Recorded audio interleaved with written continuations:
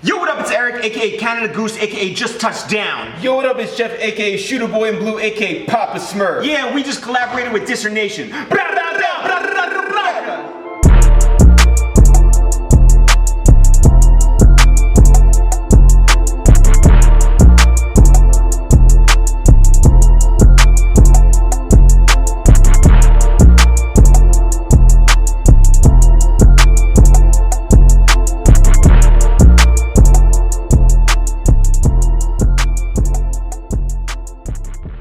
We started ItsTheReal back in 2007. Yeah, so August of 2007. There's no official date. So here's what actually happened is that we had an idea for a bigger TV show, like a half an hour show that had different components in it. And we went around and we knocked down doors because we didn't have any connections. And we went to online companies. We went to TV companies. We went to magazines. We wanted anybody to support this, to put it out and to make it a reality. And everyone's like, oh, great idea. Love the idea. How's it make money? We were like, I don't know. Yeah. That's not our job. Yeah, you tell us.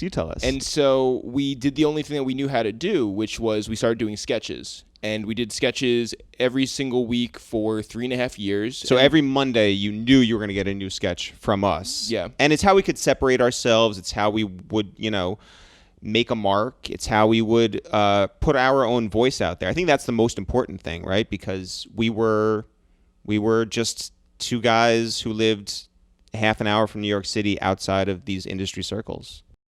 In 2007, that was kind of like the rise of YouTube. So what was the main platform that you used to put out your content? Well, we started on YouTube, but also we didn't, because YouTube was not the dominant player at that time. Vimeo had better quality, and so we would sort of spread on Vimeo, Google Player, WorldStar, anywhere where it was just there's a player here, we'll put it up there. I mean, WorldStar stole our videos, but that's a different thing. You talk about this question of, okay, how is this going to make money?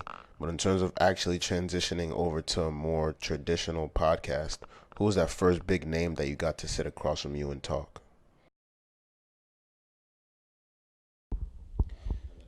So going through our career, which is now 12 years in, there's a lot of different points where someone comes in and changes the whole trajectory.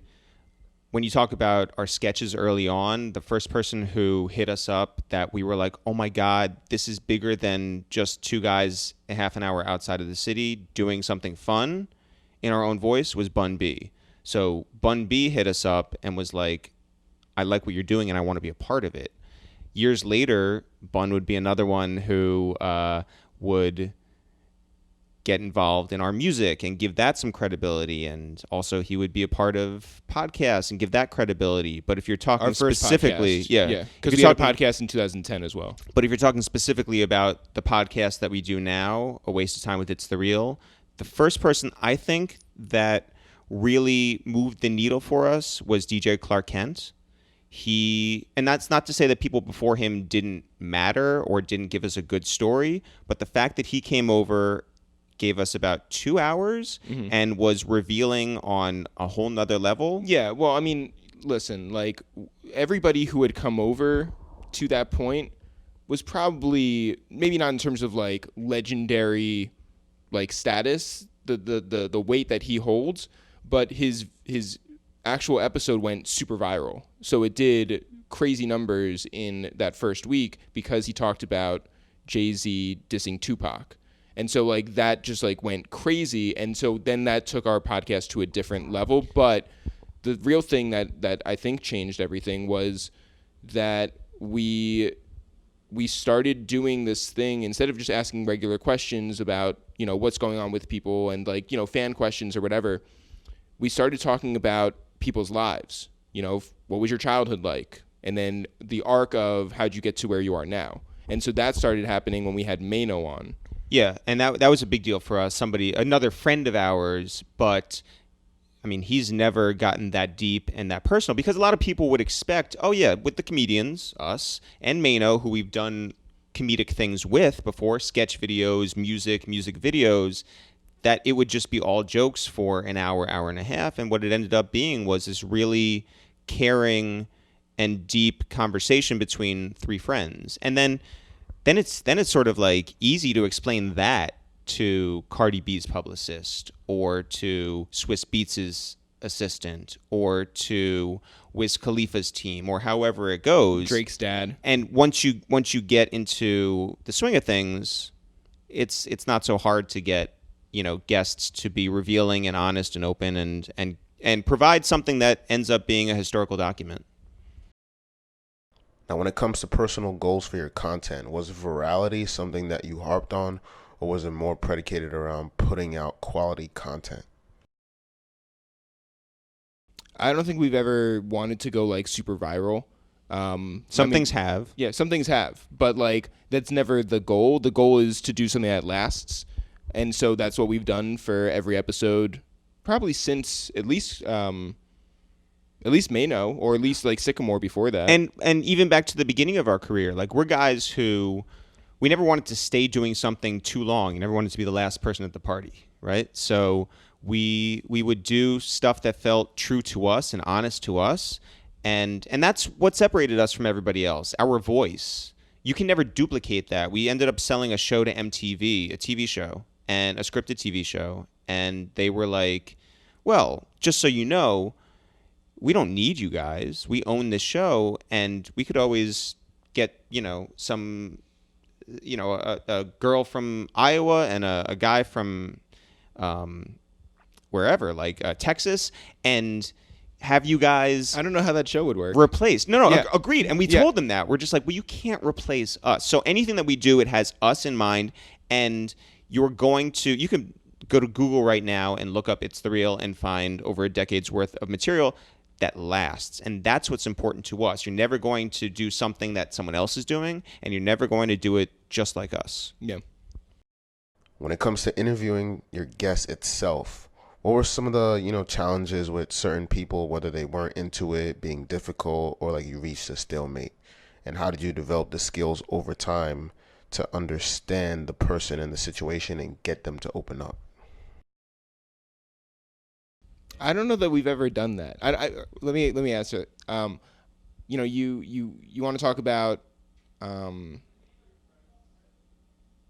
there's this idea of once you get to a certain place, you're so good at your job that like nothing, no curveball will ever get in your way. And I don't know that anyone, especially not us, I don't think that we've gotten to that place. I think that what we do and what people who come over to our apartment do, we've gotten to a place where they respect the space and that they know what this is. And also I think that we're super just disarming and comfortable people. I think the space is comfortable. I think that this isn't a radio setup. Like you're coming over to our apartment for a reason. So I think that that's sort of, what has happened. Like also a lot of the people that we have are professionals. Some are not. And I think that it's a mixed, what? I disagree. I think we do a good job. I think we're actually really good at what we do. I think that, when you're talking about professionals who are going to come over and talk in sound bites, we don't deal with that. And then you're also talking about people like our mom, who we had on the podcast, who does not speak professionally. And we're able to get a great story out of anyone. I think that's the bottom line. Yeah. So some people will talk in fragments, and some people will just promote their stuff. But I think that we do gain, because of the environment, because who we are, we gain their trust, and we're able to get something good and tell it in a story. And that's wordlessly. Like we don't even read off the computer. We don't have notes. We're not referring to anything. We just go with the flow. And I do think that there is something to that where people really, in the moment, respect that. And they're like, wow, like you're actually like in the conversation as opposed to you're thinking of the next question. Like it is a very real conversation that we're having. And so like, yes, there is if anybody ever comes in with their guard up, it's gone by minute like 2 or 3. Like, Jeezy, I've talked to him before a couple times. Eric's talked to him once. But, like, I don't think that he would have really remembered those times. But, like, he came in not really knowing what the situation was. And then as soon as minute 2 or 3, like, he was in it, and he had a great time. Yeah, I think that we're really good at what we do, which is be ourselves. And so we're just having a conversation here. We're not journalists. We're not, coming in here to do a press junket and do a 30-second thing. Those are not our skills. Our skills are, we could sit here for 6 hours and have a conversation with anybody, and it will be good content. I think that the way that we stand out from everybody else is that it's an entirely different conversation. Like, you can get the same guests and even like some of the same stories, but they're always told in such a different way when they're here. I think that's what it is. Like, I remember we had the same week that we did our first Mac Miller interview for this podcast.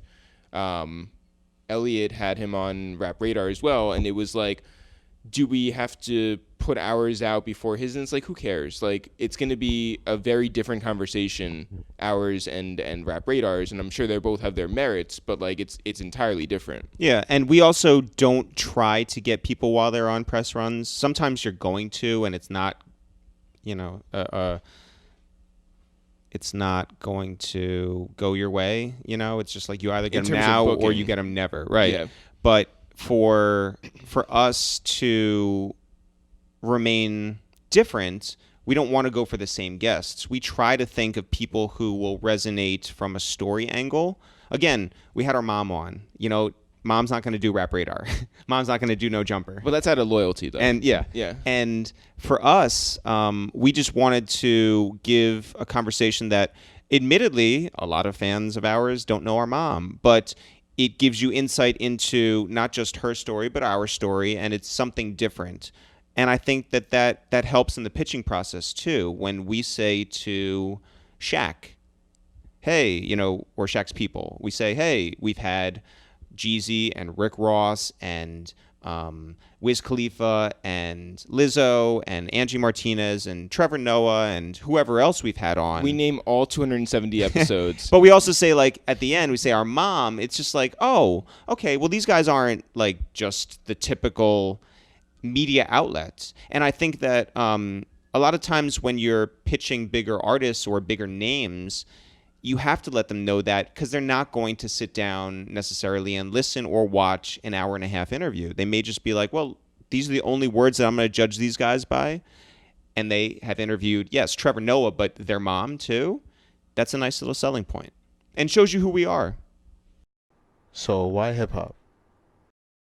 But I think it's just like why hip-hop? I feel like it's just like a natural thing for us. Like it's I went to school for American Studies, but I wrote only about hip hop. Even before that, it's all we grew up. It's all we grew up listening to in our formative years. Like, yeah. Clearly, we listened to like the Beatles, and we listened to Motown, and you listen to Jimi Hendrix, and you listen to all these things growing up. But like, what our passion was hip hop. Yeah, and I mean, you were working with Kanye. You go back to like, graduating college. It's like, well, what do I want to do with my life? Who do I want to become? And I knew about this kid from Chicago who was producing music, and we would download all of his stuff on LimeWire and, whatever other services there were.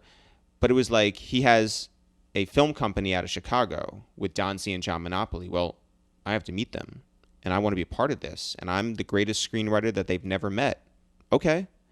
And you make it your point to drive down to New Jersey with our other brother, Dan, and go to the concert and then wait outside and meet them and pitch them on myself. I'm going to work with you guys. These are the skills that I have. This is how I can fit into your world. And a year later, I'm at the Grammys with them as their personal videographer. And that shows you a different type of, atmosphere that you've never experienced or breathed before. And all of a sudden, you're taking meetings with Leor Cohen and Mona Scott, and you're working with Jim Jones and Joel Santana and Missy Elliott and the rest. And it's like, I have something to say about this. I've obsessed about this my whole life. Jeff has as well. We can bring something different to the table, and that's how we'll fit in. Well, also, you have to understand that in 2006, really, when we were pitching this idea for that TV show we were talking about before, there were not really any outlets for rappers or, honestly, well, I'm going to keep it to rappers. For rappers to be like funny, to show their full personality. There was no Twitter, there was no Instagram, there was no YouTube for all intents and purposes. So we wanted to be that outlet. We wanted to give an opportunity for people to show their full selves. And we were always happy we speak the language, like that's an easy part, but we're always happy to be the butt of the jokes too, right? Let's shine the light on our guests, whatever that is. And that's been the case throughout our whole career. Sketches, music, live shows, podcasts, anything that we've written or been a part of. It's like, let's shine the best light on this culture, this business, this world that we love. And I think that's why we're respected so much, because we do that. You know, we're not afraid to laugh at ourselves, but we're also not afraid to laugh at ridiculous things. And everyone in this world recognizes that too. And they're like, well, oh, okay, we can all, you know, speak the same language. We can all laugh at the same things, and we can all, you know, rise together. How much of New York City culture is infused into your work and aesthetic? How much of New York City culture is infused into what we do? I would say a lot. I don't think that, yeah. Entirely, maybe? Yeah, I don't think that we could do what we do, like, anywhere. We've thought about it. We've been offered, we've thought about LA in, like, the most, like, could we do that? And it's like, no. Like, yes and no, like, for a certain amount of money, I guess. But people do look at us, I'm sure, and are just like, oh, Upper West Side, New York City Jews. Like, yes. Yeah. Like, we scream that, right? Like, it's in that Seinfeldian sense of humor. It's in the way that we, like, walk, the speed at which we move. Like, and that's the real thing. Like, we couldn't move to LA because we have that sort of New York energy to us. Yeah, we have that drive, that focus, and you know, and the whole way that we operate our business too, in terms of, like, you know, we want to get something done, we go do it. We do it ourselves too. You know, those sketches, we operated the camera, we wrote all the lines, we edited, we made the costumes, we Photoshop. You know, we publicized it, we did all that. When we did our music, we got ourselves on the front page of the New York Times art section. We got ourselves at Diddy's studio doing a listening party. But even, like, in terms of, like, booking for the podcast, editing the podcast, engineering the podcast, promoting it. Yeah, we are a two-man wrecking crew. Yeah, exactly. And you know, we did this. That was sort of like a 60 Minutes thing, where, like, the person says the line, then you repeat it. For our Rockefeller show, we booked all the guests. We put on the show. We dealt with the hip hop police when they wouldn't let Jim Jones in. We snuck Jim Jones in. We hosted the whole thing. We publicized the whole thing. We made sure that everyone who had guests came through. Like, we did everything ourselves. We also had it filmed. When the guy who was filming it didn't come through with the actual edit, Eric re-edited it. Yeah, this really is a very small operation, but it's nothing beyond us. Like, I think that a lot of people are like, yeah, I need a publicist and I need this and that and the other thing. We need a lawyer, so we have a lawyer. We have managers now, which we didn't have for a long time, but we operate like we don't have managers. At the end of the day, we're just two people, and we are speeding at 150 miles per hour, but it's not like anything is beyond us. All right, you know what? Jeff, we need a guest for Monday. Jeff's emailing 1 million people. Jeff's like, yo, we need this trailer put up on Instagram. Got you. And I'm in there making that. You know, when it's time to get to work, that's all we've ever done. We work. Now, I mean, you check all the boxes, but, like, not all of this stuff was studied in school.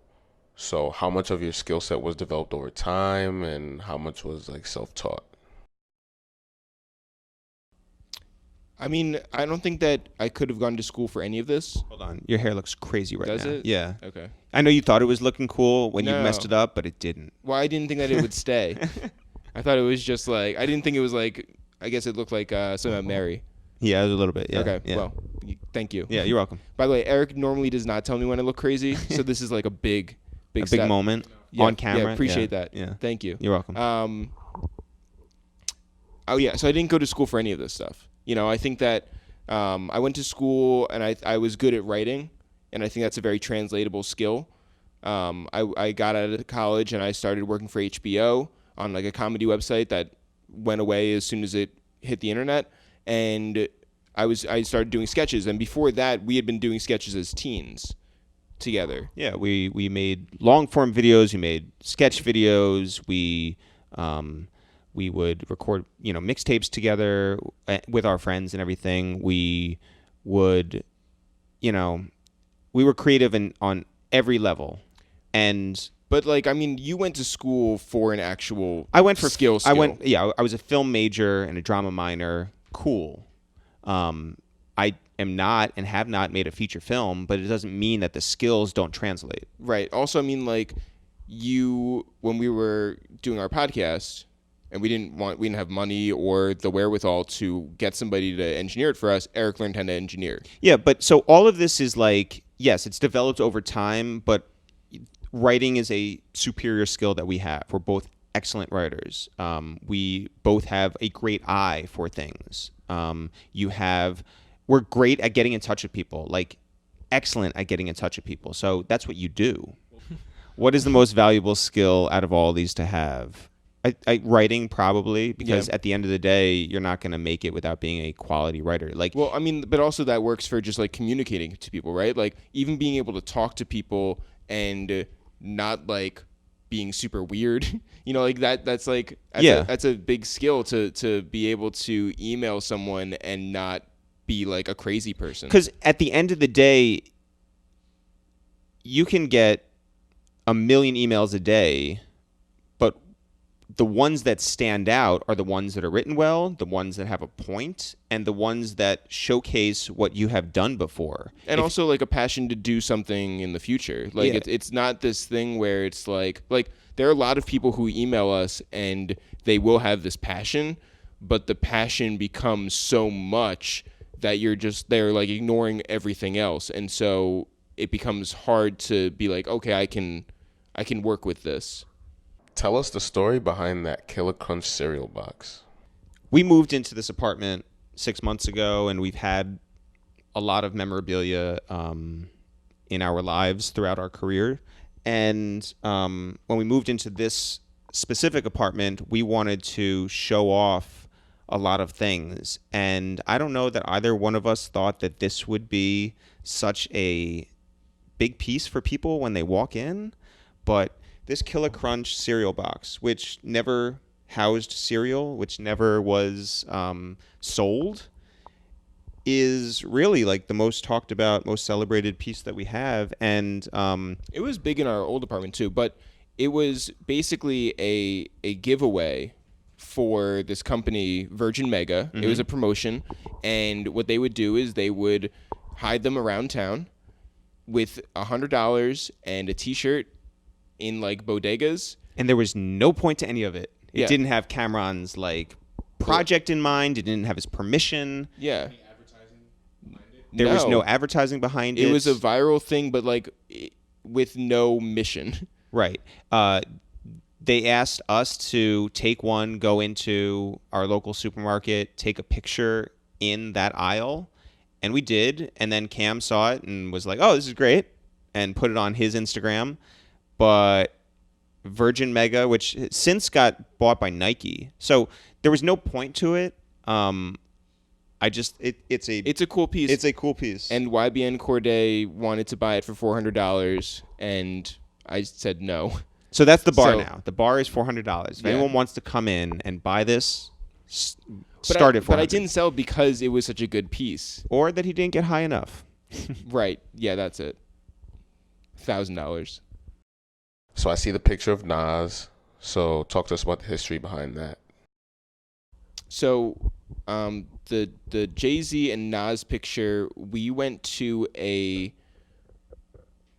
shouldn't even talk about that part. But we went to Just Blaze has a restaurant in New Jersey, and he invited us to a friends and family opening. And at the end of the night, Johnny Nunez, the New York City scene photographer who has been at every single event forever, was like, "How are you guys getting home?" We said we had a zip car, And he's like, can I catch a ride home? Because he lives not far from us. So we said, sure. So in the back of the car, he's like telling us all these stories. And we're like, Johnny, do you want to be a guest on the podcast? And Because his like, stories were crazy. and he's like, sure. And so he came on the podcast. He, at the time, didn't realize that his wife, her office was right across the street from where we lived and recorded. So he loved that. And he caught a good vibe with us. And at the end, he's like, you know what? I enjoyed this so much. I got a great reaction from it. It was nice to tell my story and have a piece of history there forever. I want to gift you guys with something. So Jeff went up to meet him at his place up in Harlem. And he was like, here you go. This is one of 3. This is a print of Jay and Nas at the moment that they squashed their beef.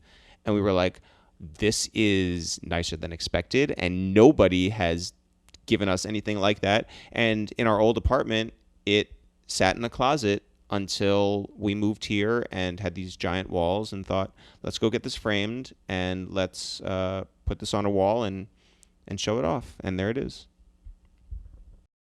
I see an entire library of books. Were these gifted to you, or is it like a collection of your favorite personal novels? I mean, yeah, like these are all just books that we've collected over the years. We're not guys who will read a book and then give it away. The only interesting thing to really talk about the books is that they are so heavy when you're moving. And so we only moved 5 blocks, but it was impossible to like move the cart and all the boxes and everything. I'm glad that Jeff says that that's the only interesting thing Well, about no, this. I mean, 'Cause like, I would there's argue that these are all good They're books. all good books, and so like that's why we have They them. all have different meaning to us. Yes. Yes, some were gifted to us. There's a Rick Ross. There's a galley copy of a early Rick edition Ross of Rick Ross book. We have been gifted somewhere. There's a book called Contact High, which is all amazing photographers, and there was this unbelievable exhibit for it's over there, but it's existed for like 4 or 5 months in the Annenberg Center out in LA, and it just celebrates photographers who we obviously love, and we got to see their art up close and personal. Our mom is a huge reader and collector of books, and yeah, so there's a bunch of like books from like her collection. Like, also there's a book over there by Ev Boogie and Stretch Armstrong called No Sleep, which has a bunch of flyers from different hip hop parties through the years. You know, we have lots of interests. I think what we wanted to do in this room is when we have guests over, and clearly we have a lot of guests come over to our actual apartment, we want them to walk in here and get a good idea of who we are. You look at these books, you're like, oh, okay, well, they love politics, they love sports, they love television, they love music, they love biographies, they love the history of the mafia, or like just legendary, you know, books by amazing authors. Just across the board, and you know, love Woodward and Bernstein. All the President's Men means the world to us. Ben Folds. There's other books that were written by friends of ours, Amos Barshad, and Mary H.K. Choi, and Dan Charnas, and you know, the list goes on and on. You know, Neil Martinez Belkin, and we wanted to create something that was not your usual like film set or TV set, but also we wanted something to be home for us. We live here, so like you want it to look good and you want it to feel good, and so I think that's what we did. There's just a lot of Fader Fort that was gifted to us by the Fader editor or CEO, I guess. You guess? Rob Stone. No, I mean like he's not the editor in chief. That'd be right. Eric Sunderman. He owns and has started the Fader. Yeah. There on the wall is the picture of Nipsey. Talk to us about that and how you reacted to his untimely death. So Nipsey meant a lot to us, just like he meant a lot to a lot of people out there. We crossed paths with him a handful of times, and every time it was, you know, nice. Atlanta, LA, New York, New Jersey. But that photo is iconic and was shot days before he was murdered by our friend Lenny S. From Rock Nation. So what happened was Lenny came over here, and we've been friends with Lenny. We've really become friends with Lenny fairly recently, but like to a level that's just like a real meaningful friendship. And he came over here with one of his artists, and he saw the wall, and he was just like, "Oh my God, I need to be up there." And so a few like months later, he hit us up and he said, like, "Who's your top 5?" And we're just like, "I don't know. I mean, like." So we both gave our lists, Like- and the thought behind it. Of all time, I guess. And it was just like, I hate the top 5 question because it changes for me every day, and I'm just like, it doesn't really mean anything. But I was like, sure, like whatever. Here are my top 5. And so a couple months after that, Lenny comes over with a big bag, an IKEA bag, and he opens it up, and there's 6 pictures in there framed. But he was doing it like he was Carrot Top. So he's like going through. He's like, somebody said UGK, and I'm like, I guess I said UGK, and he was like, here you go, and he gave us this amazing moment that he captured with Pimp C and Bun B and Jay-Z after the Big Pimpin' video shoot back in '99, and then he gave us some others, and he's like, listen, I just had to give you this. This is for friends and family only, and I want to present you with this. And he gave us that Nipsey picture. Signed it. Signed. I mean, they're all all signed. But it was, in that gold frame, and anybody who knows Lenny knows that his office is, all gold, has the gold couch, all his pictures, which are just incredible, are framed in gold. And he gave us that, and it's so regal and so beautiful and deserved to be sitting in that gold frame, unlike any of the others on the wall. And it's a beautiful piece that we are very, very proud to have. And, for Lenny, who is a fantastic photographer, it's very meaningful to be on the same wall as Jonathan Mannion and Clay Patrick McBride and others up there. And it's really cool. I think the overall aesthetic of the picture in general really captures everything Nipsey was about. Yeah. Well, also, yeah. So, you would about where we were when we found out about it. We were here, we were with him two weeks before, a week and a half before. We were in that parking lot with him, celebrating a collaboration that he did with Emory Jones. Yeah. We stood in the same spot where his life and it was like ended. it was such a positive day. Like, so many people were there, and it was all positive, and then you get the news, and it was just like you couldn't and then that it was the same place, like that all that positivity was taken away needlessly, and in that same spot. And that's why we haven't been back, because friends have asked us if we wanted to go back and stop by and pay tribute. And while we did go to LA and did go to his memorial service, we have not been back to the store because the last time that we were there was such a positive, beautiful moment that it's like, how do you do it? Yeah. I guess the last thing would be the 1986 New York Mets tape. Wow, yeah. Good call. Yeah. Good call. That one's really meaningful to us because when we grew up, so it's myself and Jeff and our brother Dan. My twin brother, his regular brother. We would watch that video on repeat. And it's a year-long or season-long video, and you get all the highlights and all the calls. Yeah. I mean, all the highs and lows. Highs and lows, right? Yeah. Fights and suspensions, but also like lighting each other's shoes on fire. Yeah, and game-winning home runs and amazing double plays, and we knew all the calls. You watch it so much that it becomes, some people, our friend Greg can watch a movie and he knows all the lines in the movie because he's seen it so much. Well, we knew every single highlight and the way that the announcer would yell, and you celebrate the highs and you mourn the losses. with everything. And then all the drama, and then like the ball going through Bill Buckner's legs, like everything. It's like crazy. Like all of it is insane. And but it was a real like bonding experience for the three of us that we would especially have. like we didn't have cable and we didn't have video games, and so among like actual activities like playing outside or whatever, or building worlds in the basement, like we would watch that like over and over and over and over. Yeah, so our parents were just like, cool, the three of them can just get up on a Sunday morning and watch that. And I do wonder whether they were just like, if they learned all the words, if they were like in it with us from their room. But that tape meant everything to us.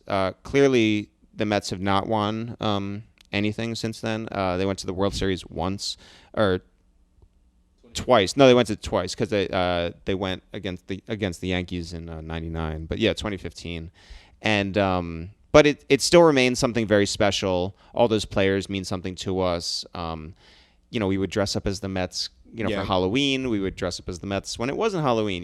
We picked our Little League numbers from that. We would all imagine who we were on the team, and right behind it was the general manager of the Mets, Frank Cashin, who was the one who put together that legendary team in '86, knew through a cousin of ours what big fans we were and invited us to a game even when the Mets were doing terribly.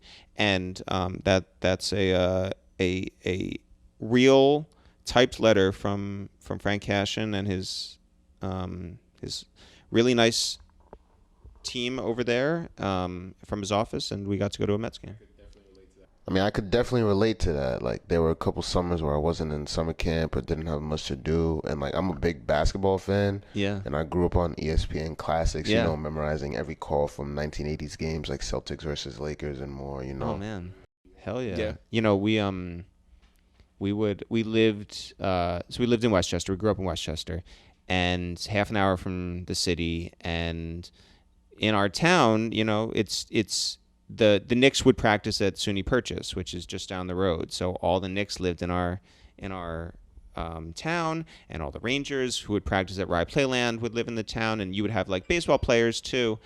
And we worked at Purchase Day Camp in the Purchase Community House, which was our local rec center, and all these guys were leaders of their families, and they would send their kids to the same camp that we would go to. And every time, a Nick would come by, like Larry Johnson, to get his kids, it was just like Latrell Sprewell, magic, or Stephon Marbury would like drive by, or like, run into Jeff Van Gundy at the Purchase Deli, the only spot in, the Purchase Business District. The business district was like 2 restaurants and a deli, or even like. I was the camp counselor for Paul O'Neill's kids and Mariano Rivera's kids. Mariano Rivera's kids were great. Yeah. Paul O'Neill's kids didn't tip, so screw them. But yeah, but it was a nice thing to be a part of, and it gives you a little bit like more to root for. Just like, no, I saw Larry Johnson today. But it's like, man, like I know where I was for the 3-point or for the I know where I was for the 4-point play, but it's like he walks in and Jeff's just like, let me get your kids, and it's like, it's nice. Was there ever a time where you guys fell victim to being starstruck or were nervous to do an interview? So we've interviewed a bunch of people that are like so big. Like I've interviewed Jay-Z, and I was nervous until I actually met him, and he was like the most disarming person. I was nervous for Stevie Wonder until I actually met him, and he was the most disarming person. But weirdly, the most nervous I ever got for somebody was Cash Out. I don't know why. Do you know who that is? Yeah. Like there's a chance that like people might not know. Cash Out with the song Cashing Out from the album Cash Out. Yeah. I got super nervous during that, and I think there was because like we were doing our MTV interviews, and there was going to be like a thing that we were going to pull on him, like a trick of some sort. So I think that played a part, but man, I was nervous for that. Did the whole situation in its entirety make you nervous? I don't think it was like, oh man, I'm finally getting to meet Cash App. But I think that it was just the situation. I mean, like I feel like I was probably nervous during our ASAP Rocky, ASAP Yams, ASAP 12 interview I'm sure as well. there's always like a level of like nerves in anything. You know, you have 600 people at the Highline Ballroom when we're doing the thing. I was nervous that we would get it right, but also I think, I think that we're both so comfortable at this point doing this stuff that it's like, you know, it's big personality, small personality. It's not really a thing anymore. Yeah. I'm sure that, honestly, I'm sure that there are still people who will come over or will go to their studio or their place where it's like, yeah, I'm nervous going in, but I don't think there's anything really beyond us at this point because we've seen a lot and we also know we're good at just doing what we do. Yeah. I wasn't nervous to meet Kanye. I don't think that you were nervous to meet with or to work with him. Mm-mm. Yeah. So I mean that was like very early. So yeah, I think it's just like when you understand that we're all just people. It's helpful. It's helpful. It goes a long way. Did you come across any dickheads? Yes. Of course. Oh, yeah. There have been dickheads who. This is have the music business. Yeah, like who, you know, we've welcomed dickheads into our apartment. Like that's a weird. Yeah, thing. I think that we've run across people that we don't care for. We've run into people that we didn't think we would care for and end up caring for them a lot. Yeah. It's a funny business. It's also, there's a lot of transactional friendships, but there's also true friendships. And I think one of the joys that we get from this is that we see the human side of a lot of these people, and a lot of them do become, you know, friends to some degree with us, which is amazing. And, you know, Bunby is a real friend of ours. You can call him, text him, whatever. The Locks are real friends of ours. We're talking like, you know, about real life stuff. And then we can also watch movies. Yeah, we're watching Coco. Yeah, together. With the Locks. Like, it's crazy. And at the end of the day, like Jeff said, we're humans, they're humans. It's like all on one level, but you want to, especially with the podcast, like you want to shine the best light on them. You want to sell their story and their product and, you know, make it an event. And so, yes, there's a little bit of that too at the end of the day, but I think that we both value the real human connection that we can make with anybody at this point, you know, big or small. Yeah. I guess to end off, like, complacency is a point you never want to reach as professionals. So with everything you've accomplished and looking back on your entire journey, how are you still trying to push that envelope to engage your fan base, but take yourself to new creative heights? What is it like if you're a fish that stops, or what is it, a shark that sharks don't sleep, they keep moving or something like that? Sure. I'm not sure. Yeah. We're not poets, but I think that there's this thing where we have a solid fan base, right? We've been around for 12 years, but there's so many people that are still discovering us. And I think that anytime somebody new hits us up and is like, hey, I just found out about you, that's always exciting to me. And so, like, yeah, there's different projects I want to do. There's different people I want to reach. There's different heights I want to get to. I don't always want to live with my brother, so I'd like to make some money. So, like, you know, there's a lot of just, like, exciting stuff that we have on the way that I'm excited to get out there. I think a lot of people do get complacent. I think it's the easy thing to do. I think it's the safe way to live your life and not challenge yourself. I never want to be that guy. I never want to get tired of doing something or get bored of doing something. What's the fun in that? Like, well, also, I mean, you know, we're guys who started out doing one thing. Then when that got popular, we sort of got tired of it. And so we started doing a new thing. Then we did another new thing. We got another new thing. And so, like, we've done this greater thing for 12 years, but it's been a million different things within that. And if you don't get joy out of doing one thing, don't do it. Yeah. Like, don't do it. For us, we're always going to remain hip hop in our souls, right? it doesn't mean that you have to do what people think that is.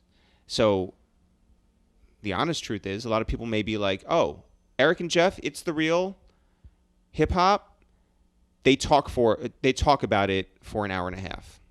I get it. I know what that is. But that's not how we view it. We view it as we're storytellers, but that story can be told through sketches, which are 5 minutes long. It can be told through music, which is 3 minutes long. It could be told through a live show, which is 2 hours long. It could be told through funny interviews on a red carpet that are 30 seconds long. It could be told in half-hour ways on TV. It could be told in an hour and a half ways on documentary films. There's lots of different ways that we can tell stories that are authentic to us and this culture that we love that we haven't even touched yet. And I think that's the exciting thing, and that's what we want to move towards. And when people look back now and they discover us for the first time in 2019, they'll be like, oh, they'll watch this video and they'll be like, I have an idea of what they do, but they can Google us and find 12 years of content that exist that will blow their minds. Have been like, oh, how have I not known these guys before? And hopefully they'll get a kick out of it.